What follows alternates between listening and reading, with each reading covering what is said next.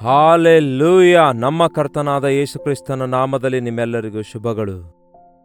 ಎಚ್ಚರಗೊಂಡಿದ್ದೀರಾ? ಬೆಳಗಾಯ್ತು ಪ್ರಿಯರೇ, 7 ಗಂಟೆ ಆಯಿತು. ಈಗಾಗಲೇ ಎಷ್ಟೋ ಜನರು ತಮ್ಮ ಕೆಲಸ ಕಾರ್ಯ ಮಾಡಲು ಹೋಗ್ತಿದ್ದಾರೆ. ತಿಳುವಳಿಕೆಯುಳ್ಳವರು ತಮ್ಮ ವ್ಯಾಪಾರಗಳಿಗೆ ತಮ್ಮ ಭಕ್ತಿ ತೋರಿಸಲು ಸುಪ್ರಭಾತ ಅನುಸರಿಸುತ್ತಾ ದೇವ ದರ್ಶನಕ್ಕಾಗಿ ತವಕಿಸುತ್ತಿದ್ದಾರೆ. ಆದರೆ ಯೇಸುವನ್ನು ಅರಿತುಕೊಂಡಿರುವ ನೀವು ಇನ್ನೂ ಹಾಸಿಗೆಯ ಮೇಲಿದ್ದೀರೋ? ಎದ್ದೇಳ್ರಿ. ದೇವರ ವಾಕ್ಯದೊಂದಿಗೆ ನಮ್ಮ ದಿನವನ್ನು ಪ್ರಾರಂಭಿಸೋಣ. ನಿಮಗೆ ಗೊತ್ತಿದೆಯಾ, ನಾವು ವರ್ಷಾಂತ್ಯದಲ್ಲಿದ್ದೇವೆ. ದೇವರ ಕೃಪೆ ಇರೋದಾದರೆ ಇನ್ನು ಕೆಲವೇ ದಿನಗಳಲ್ಲಿ, ಅಂದರೆ 28, 29, 30, 31, 3-4 ದಿನಗಳಲ್ಲಿ ಈ 24ನೇ ವರ್ಷ ಕ್ಲೋಸ್ ಆಗಿಬಿಡುತ್ತದೆ. ಮತ್ತೆ ಇನ್ನೆಂದಿಗೂ ಬರುವುದೇ ಇಲ್ಲ. ದೇವರ ಕೃಪೆ ಇರೋದಾದರೆ ಹೊಸ ವರ್ಷದೊಳಗೆ ಪ್ರವೇಶಿಸುತ್ತೇವೆ. ಹಾಗೆ ಪ್ರವೇಶಿಸಲಿಚ್ಛಿಸುವಂಥವರು ಅದಕ್ಕಾಗಿ ಸಿದ್ಧಗೊಳ್ಬೇಕು ಪ್ರಿಯರೇ. ಇದೇ ಸ್ಥಿತಿಯಲ್ಲಿ ಮತ್ತೊಂದು ವರ್ಷದೊಳಗೆ ಪ್ರವೇಶಿಸುವುದಾದರೆ ಏನು ಪ್ರಯೋಜನ ಇರುತ್ತೆ?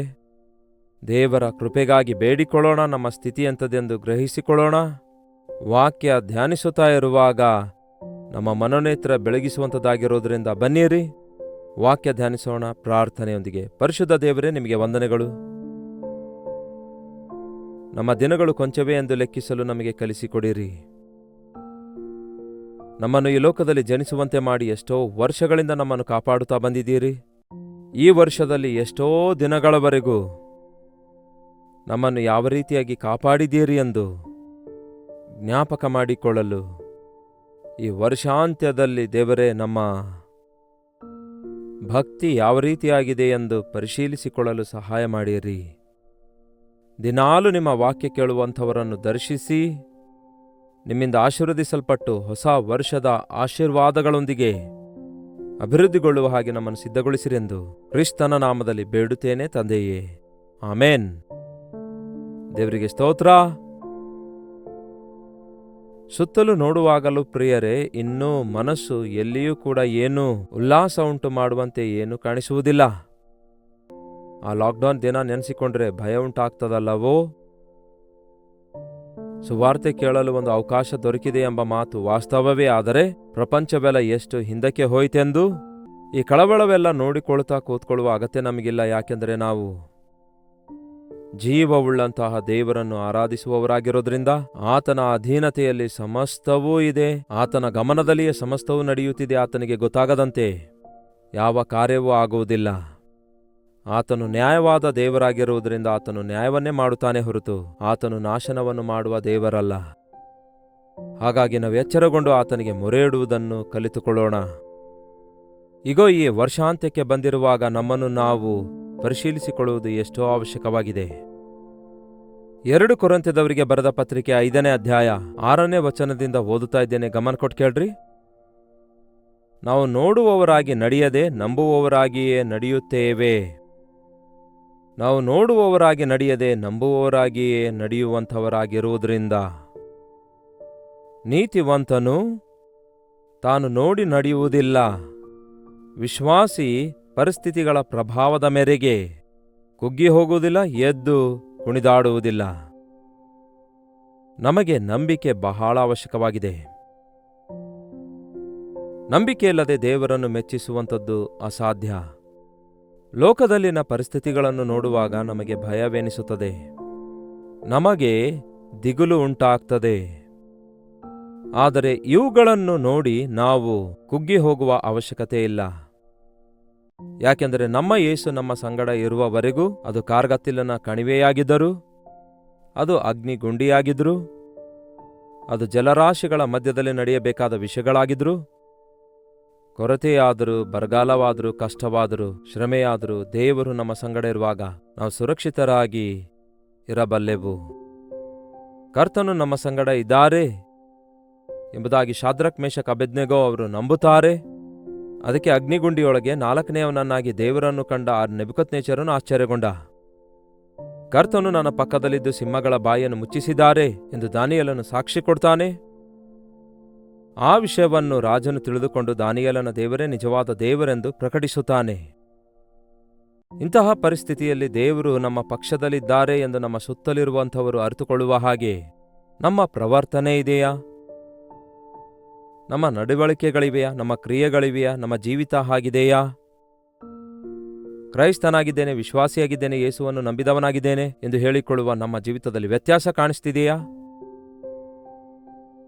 ಯೇಸು ಕ್ರಿಸ್ತನು ಪ್ರೀತಿಯುಳ್ಳ ಆತನಾಗಿದ್ದಾರೆ. ಅದೇ ಸಮಯದಲ್ಲಿ ಆತನು ಪರಿಶುದ್ಧನಾಗಿದ್ದಾರೆ. ಆತನು ಕನಿಕರವುಳ್ಳ ಆತನಾಗಿದ್ದಾನೆ. ಆದರೆ ಆತನು ಎಷ್ಟು ಮಾತ್ರವೂ ದುಷ್ಟತ್ವವನ್ನು, ದುರ್ನೀತಿಯನ್ನು ಎಂದಿಗೂ ಕೂಡ ಅಂಗೀಕರಿಸುವುದಿಲ್ಲ. ಹಾಗಾಗಿ ನಾವು ದೇವರಿಗೆ ಭಯಪಟ್ಟು ನಡೆದುಕೊಳ್ಳುವಂಥದ್ದು ಬಹಳ ಪ್ರಾಮುಖ್ಯವಾಗಿದೆ. ನಾವು ಈ ದೇಹದಲ್ಲಿದ್ದರೂ ದೇಹವನ್ನು ಬಿಟ್ಟರೂ ದೇವರ ಸಂಬಂಧಿಗಳಾಗಿದ್ದೇವೆ ಎಂಬುದು ಒಮ್ಮೆ ನಮ್ಮ ಜೀವಿತ ಯೇಸುವಿಗೆ ಅರ್ಪಿಸಿಕೊಟ್ಟಾಗ ನಾವು ಆ ರೀತಿ ಗುರುತಿಸುವವರಾಗಿರಬೇಕು. ನೋಡಿಬೇಕಾದರೆ ನಂತರದ ವಚನ, ಆದುದರಿಂದ ಈ ದೇಹದಲ್ಲಿ ನಿವಾಸಿಸುವವರೆಗೂ ಕರ್ತನಿಂದ ದೂರವಿದ್ದೇವೆಂದು ಅರಿತುಕೊಂಡರೂ ಯಾವಾಗಲೂ ಧೈರ್ಯವುಳ್ಳವರಾಗಿದ್ದೇವೆ. ಇಂತಹ ಧೈರ್ಯವುಳ್ಳವರಾಗಿ ದೇಹವನ್ನು ಬಿಟ್ಟು ಕರ್ತನ ಬಳಿಯಲ್ಲಿರುವುದೇ ಉತ್ತಮವೆಂದು ಎಣಿಸುತ್ತೇವೆ. ಆದುದರಿಂದ ನಾವು ದೇಹವೆಂಬ ಮನೆಯಲ್ಲಿದ್ದರೂ ಸರಿಯೇ, ಅದನ್ನು ಬಿಟ್ಟಿದ್ದರೂ ಸರಿಯೇ, ಕರ್ತನಿಗೆ ಮೆಚ್ಚಿಕೆಯಾಗಿರಬೇಕೆಂಬುದೇ ನಮ್ಮ ಅಪೇಕ್ಷೆಯಾಗಿದೆ. ಇದು ಪ್ರಿಯರೇ ವಿಶ್ವಾಸಿಯ ಆಸೆ. ದೇಹದಲ್ಲಿ ಇದ್ದರೂ ದೇಹವನ್ನು ಬಿಟ್ಟು ಬಿಟ್ಟರೂ ಕರ್ತನಿಗೆ ಇಷ್ಟಕರವಾಗಿರಬೇಕು. ಈ ಲೋಕದಲ್ಲಿ ಜೀವಿಸುತ್ತಾ ಇರುವಾಗ ಆತನಿಗೆ ಇಷ್ಟಕರವಾಗಿರಬೇಕು. ಆತನಿಗಿಷ್ಟವಾದ ಕಾರ್ಯಗಳೇ ಮಾಡಬೇಕು. ಆತನಿಗಿಷ್ಟವಾದ ಮಾತುಗಳನ್ನು ಮಾತಾಡಬೇಕು. ಆತನ ಇಷ್ಟಾನುಸಾರವಾಗಿಯೇ ಬದುಕಬೇಕು. ಈ ದೇಹವನ್ನು ಬಿಟ್ಟು ಹೋದಾಗ, ಆತನ ಸಂಗಡ ಇರುವಾಗ, ಇನ್ನು ಈ ಹೋರಾಟ ನಮಗಿರುವುದಿಲ್ವಲ್ಲ? ಈ ದೇಹ ಬಿಟ್ಟು ಹೋದ ದಿನ ಆತನ ಸಂಗಡ ನಾವಿರುತ್ತೇವೆ ಎಂಬ ನಿರೀಕ್ಷೆಯುಳ್ಳವರಾಗಿರುವಾಗ, ಈ ಲೋಕದಲ್ಲಿ ನಾವು ಜೀವಿಸುವಾಗ ಎಷ್ಟು ಜಾಗರೂಕರಾಗಿರಬೇಕೆಂಬ ಸಂಗತಿಯನ್ನು ನಾವು ಗುರುತಿಸುವವರಾಗಿರಬೇಕು. ಯಾಕೆಂದರೆ ಮುಂದಿನ ವಚನ ನೋಡಿ, ದೇಹದ ಮೂಲಕ ನಡೆಸಿದ ಒಳ್ಳೆಯದಕ್ಕಾಗಲಿ ಅಥವಾ ಕೆಟ್ಟದಕ್ಕಾಗಲಿ ಸರಿಯಾಗಿ ಪ್ರತಿಫಲವನ್ನು ಹೊಂದುವುದಕ್ಕೋಸ್ಕರ ನಾವೆಲ್ಲರೂ ಕ್ರಿಸ್ತನ ನ್ಯಾಯಾಸನದ ಮುಂದೆ ಯಥಾಸ್ಥಿತಿಯಲ್ಲಿ ಕಾಣಿಸಿಕೊಳ್ಳಬೇಕು. ಯಾಕೆಂದರೆ ಪ್ರತಿಯೊಬ್ಬನು ತನ್ನ ದೇಹದ ಮೂಲಕ ನಡೆಸಿದ ಕ್ರಿಯೆಗಳಿಂದ, ಅಂದರೆ ಕ್ರಿಸ್ತನನ್ನು ಅರಿತುಕೊಂಡ ಮಾತ್ರಕ್ಕೆ, ಯೇಸುವನ್ನು ನಂಬಿದ್ದೇನೆ, ದೀಕ್ಷಾಸ್ನಾನ ತೆಗೆದುಕೊಂಡಿದ್ದೇನೆ ಎಂದು ಹೇಳಿದರೆ ಮಾತ್ರ ಸಾಲುವುದಿಲ್ಲ ಪ್ರಿಯರೇ. ಕ್ರಿಸ್ತನನ್ನು ನಿಮ್ಮ ಹೃದಯದಲ್ಲಿ ಸ್ವೀಕರಿಸಿದ ನಂತರ ನಿಮ್ಮ ಮಾತುಗಳು, ನಿಮ್ಮ ಕ್ರಿಯೆಗಳು, ನಿಮ್ಮ ಪ್ರವರ್ತನೆ, ನಿಮ್ಮ ಜೀವಿತ ಮಾರ್ಪಡಬೇಕು. ನಿಮ್ಮ ಜೀವಿತದಲ್ಲಿ ನೀವು ಮಾಡುವುದೆಲ್ಲ ದೇವರಿಗೆ ಅಂಗೀಕಾರವಾಗಿರಬೇಕು.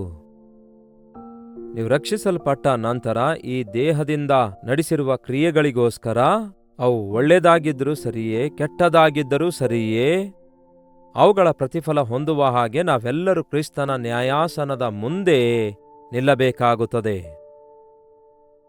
ಈ 2024ನೇ ವರ್ಷಕ್ಕಾಗಿ ಒಂದು ವೇಳೆ ದೇವರು ನ್ಯಾಯ ತೀರ್ಪು ತೀರಿಸುವುದಾದರೆ, ಈ ವರ್ಷದಲ್ಲಿ ನೀವು ದೇವರಿಗೆ ಇಷ್ಟಕರವಾಗಿ ಬದುಕಿದೀರೋ, ಎಷ್ಟು ಸಾರಿ ದೇವರಿಗೆ ದುಃಖಪಡಿಸಿದ್ದೀರಿ ಎಂದು, ಎಷ್ಟೋ ವಿಷಯಗಳಲ್ಲಿ ದೇವರ ಚಿತ್ತವನ್ನು ಅರಿತುಕೊಳ್ಳದಂತೆ ನಿಮ್ಮ ಇಷ್ಟಾನುಸಾರವಾಗಿ ಪ್ರವರ್ತಿಸಿದ್ದೀರಿ. ಅದನ್ನು ಪರಿಶೀಲಿಸಿಕೊಳ್ಳಬೇಕಾದ ಸಮಯ ಇದಾಗಿದೆ ಪ್ರಿಯರೇ. ನ್ಯಾಯ ತೀರ್ಪಿನ ಒಂದು ದಿನವಿದೆ. ತೀರ್ಪಿಗೆ ನಾವು ಒಳಗಾಗಬೇಕಾದ ದಿನ ಇದೆ. ಆ ಭಯಂಕರವಾದ ಉಗ್ರತೆಯಿಂದ ತಪ್ಪಿಸಿಕೊಳ್ಳಬೇಕಾದರೆ ನಮ್ಮ ತಪ್ಪುಗಳನ್ನು, ನಮ್ಮ ಪಾಪಗಳನ್ನು ನಾವು ಒಪ್ಪಿಕೊಂಡು ಪಶ್ಚಾತ್ತಾಪ ಪಡುವುದಾದರೆ ಆತನು ನಂಬಿಗಸ್ತನು, ನೀತಿವಂತನೂ ಆಗಿರುವುದರಿಂದ ಸಕಲ ದುರ್ನೀತಿಯಿಂದ ನಮ್ಮನ್ನು ಬಿಡಿಸುತ್ತಾನೆ. ಇಲ್ಲಿವರೆಗೂ ಹೇಗೆ ಜೀವಿಸಿದ್ದೇವೆ ಎಂದು ಪರಿಶೀಲಿಸಿಕೊಳ್ಳಬೇಕು. ಇನ್ನು ಮೇಲೆ ನಾವು ದೇವರೇ ನಿಮಗೆ ಇಷ್ಟಕರವಾಗಿ ಜೀವಿಸುತ್ತೇವೆ ಎಂಬ ಒಡಂಬಡಿಕೆ ಮಾಡಿಕೊಳ್ಳಬೇಕು. ಇದು ಈ ವರ್ಷಾಂತದಲ್ಲಿ ಬಹಳ ಮುಖ್ಯವಾಗಿದೆ ಪ್ರಿಯರೇ. ಕೂತುಕೊಂಡು ಆಲೋಚಿಸಿರಿ, ಕೂತುಕೊಂಡು ಪ್ರಾರ್ಥಿಸಿರಿ, ಕೂತುಕೊಂಡು ಆತನ ಮುಖಕಾಂತಿಯಲ್ಲಿ ನಿಮ್ಮ ಜೀವಿತವನ್ನು ಪರಿಶೀಲಿಸಿಕೊಳ್ಳಿರಿ. ದೇವರೇ, ನನ್ನನ್ನು ಪರಿಶೋಧಿಸಿರಿ, ಪರೀಕ್ಷಿಸಿರಿ. ನಿನಗೆ ಆಯಾಸ ಉಂಟು ಮಾಡುವ ಮಾರ್ಗ ನನ್ನಲ್ಲಿ ಇದೆಯೇನೋ ನೋಡು ಎಂದು ಹೀಗೆ ಪ್ರಾರ್ಥನೆಯಲ್ಲಿ ನಮ್ಮನ್ನು ನಾವು ಪರಿಶೀಲಿಸಿಕೊಳ್ಳುತ್ತಾ ಸಿದ್ಧಗೊಳ್ಳೋಣ ಹೊಸ ವರ್ಷ ಪ್ರವೇಶಿಸುವ ಮುಂಚೆ. ಮತ್ತಷ್ಟು ಮುಖ್ಯವಾಗಿ ಆತನ ನ್ಯಾಯ ತೀರ್ಪು ದಿನವನ್ನು ಎದುರುಗೊಳ್ಳುವುದಕ್ಕಿಂತ ಮುಂಚೆ, ರಾಜಾದಿ ಕರ್ತನು ಬರಲಿಕ್ಕಿದ್ದಾರೆ. ಯಾವ ರೀತಿ ಈ ವರ್ಷ ಗತಿಸಿ ಹೋಗಿ ಮತ್ತೊಂದು ನೂತನ ವರ್ಷ ಬರಲಿಕ್ಕಿದೆಯೋ, ಹೇಗೆ ಕಾದುಕೊಂಡಿದ್ದೇವೋ ಹಾಗೆಯೇ ಕರ್ತನ ಬರೋಣದ ಸಮಯವು ಆಸನವಾಗಿದೆ. ಈ ಜೀವಿತ, ಈ ಬದುಕು, ಇಹಲೋಕದ ಜೀವಿತ ಬಿಟ್ಟು ಪರಲೋಕದಲ್ಲಿ ನಾವಿರುವಂತಹ ಭಾಗ್ಯ ದೇವರು ನಮಗೆ ಕಲ್ಪಿಸಿಕೊಡ್ಲಿಕ್ಕಿದ್ದಾರೆ. ಆ ರಾಜ್ಯಕ್ಕೋಸ್ಕರ ನಾವು ಎಚ್ಚರವಾಗಿದ್ದು ಪ್ರಾರ್ಥಿಸಬೇಕು ಎನ್ನುವ ರೀತಿಯಲ್ಲಿ ನಾವು ಸಿದ್ಧಗೊಳ್ಳಬೇಕೆಂದು ವಾಕ್ಯ ಹೇಳ್ತದೆ. ಡಿ.ಎಲ್. ಮೂಡಿ ಎಂಬ ಭಕ್ತನು ಹೇಳಿದ್ದಾರೆ, keep a short account with god. ದೇವರೊಂದಿಗೆ ನಿಮ್ಮ ಲೆಕ್ಕಗಳನ್ನು ಕಡಿಮೆಯಾಗಿಟ್ಕೊಳ್ಳಿ, ಮೇಲಿಂದ ಮೇಲೆ ಸರಿಪಡಿಸಿಕೊಳ್ಳಿರಿ ಅನ್ನುತ್ತಾರೆ. ಇದೇ ತಿಂಗಳು 31ನೇ ತಾರೀಕಿಗೆ ಕೆಲವೊಂದು ಲೆಕ್ಕಾಚಾರ ಅಕೌಂಟ್ ಕ್ಲೋಸ್ ಮಾಡುವ ದಿನ ಇದೆ. ಕೆಲವೊಂದು ಕಂಪನೀಸ್ ಅಕೌಂಟ್ಸ್ಗಳೆಲ್ಲ ಡಿಸೆಂಬರ್ 31ಗೆ ಲಾಸ್ಟ್ ಡೇ ಆಗಿರುತ್ತೆ. ಅಷ್ಟರೊಳಗೆ ಆ ಲೆಕ್ಕಾಚಾರವೆಲ್ಲ ಕರೆಕ್ಟಾಗಿ ಸರ್ಕಾರಕ್ಕೆ ತೋರಿಸಬೇಕು. ಸರ್ಕಾರಕ್ಕೆ ಲೆಕ್ಕಾಚಾರ ತೋರಿಸಲು ಅಷ್ಟು ತಾಪತ್ರೆ ಪಡ್ತಾರೆ, ಅಷ್ಟೊಂದು ಅಡಾವುಡಿ ಮಾಡಿ ಸಿದ್ಧಗೊಳ್ತಾರೆ. ಹಾಗಾದರೆ ದೇವರಿಗೆ ಲೆಕ್ಕ ಒಪ್ಪಿಸಬೇಕಾದ ಜವಾಬ್ದಾರಿಕೆ ನಮ್ಮ ಮೇಲಿದೆ ಎಂಬ ಸಂಗತಿ ನಾವು ಗುರುತಿಸಬಾರದೋ? ಎಷ್ಟು ವಿಷಯಗಳಲ್ಲಿ ನೀವು ದೇವರೊಂದಿಗೆ ಸರಿಪಡಿಸಿಕೊಳ್ಳಲಾರದೆ ಇದ್ದೀರೆಂದು ತಿಳಿದು ಈ ವರ್ಷಾಂತ್ಯದಲ್ಲಿ ದೇವರ ಸನ್ನಿಧಿಯಲ್ಲಿ ಸಿಂಪಲ್ ಪ್ರೇಯರ್ ಒಪ್ಪಿಕೊಂಡ್ರೆ ದೇವರು ಕ್ಷಮಿಸುತ್ತಾರೆ, ಪಶ್ಚಾತ್ತಾಪ ಪಟ್ರೆ ಕನಿಕರ ತೋರಿಸುತ್ತಾರೆ. ಯೇಸು ರಕ್ತದಲ್ಲಿ ತೊಳೆಯಲ್ಪಟ್ಟವರಿಗೆ ಯಾವ ಶಿಕ್ಷೆ ವಿಧಿ ಇಲ್ಲ ಇನ್ನು. ಹಾಲೆಲೂಯ! ಎಷ್ಟು ಸುಲಭವಾದ ಮಾರ್ಗ ಯೇಸು ನಮಗೆ ತೋರಿಸ್ತಿದ್ದಾರೆ ನೋಡಿ. ನಿರ್ಲಕ್ಷ್ಯರಾಗಿರಬೇಡಿರಿ, ಅಲಕ್ಷ್ಯರಾಗಿರಬೇಡಿರಿ. ದೇವರು ಪ್ರೀತಿಯುಳ್ಳ ಆತನು ಏನ್ ಮಾಡಿದ್ರೂ ನಡೆಯುತ್ತೆ ಅಂದುಕೊಳ್ಬೇಡಿ. ನೀತಿಯನ್ನು ಪ್ರೀತಿಸಿ ದುರ್ನೀತಿಯನ್ನು ದ್ವೇಷಿಸುವ ಆತನಾಗಿರೋದ್ರಿಂದ ಆತನ ಮಕ್ಕಳಾದ ನಾವು ಯಾವುದೇ ಕಲೆಯಾಗಲಿ ಕಳಂಕವಾಗಲಿ ಇಲ್ಲದವರಾಗಿರಬೇಕು. ನಾವು ನಿರ್ದೋಷಿಗಳಾಗಿರಬೇಕೆಂದು ಆತನು ತನ್ನ ರಕ್ತ ಸುರಿಸಿ ನಮ್ಮನ್ನು ಪರಿಶುದ್ಧಗೊಳಿಸಲು ನಮಗಾಗಿ ಯಜ್ಞವಾಗಿರುವ ಕರ್ತನನ್ನು ನಾವು ತಳ್ಳಿ ಹಾಕುವುದಾದರೆ ತೀರ್ಪು ತಪ್ಪುವುದಿಲ್ಲ ಪ್ರಿಯರೇ. ಇನ್ನೇನು 2-3 ದಿನಗಳು ನಮ್ಮ ಮುಂದಿವೆ. ನೆಮ್ಮದಿಯಿಂದ ಕೂತ್ಕೊಂಡು, ದೇವರೇ, ನನ್ನ ಜೀವಿತ ನಿಮ್ಮ ಮುಂದೆ ಹೇಗಿದೆ? ನನ್ನ ಜೀವಿತ ಹೇಗಿದೆ? ನಾನು ನಿಮಗೆ ಇಷ್ಟಕರವಾಗಿದ್ದೇನೋ?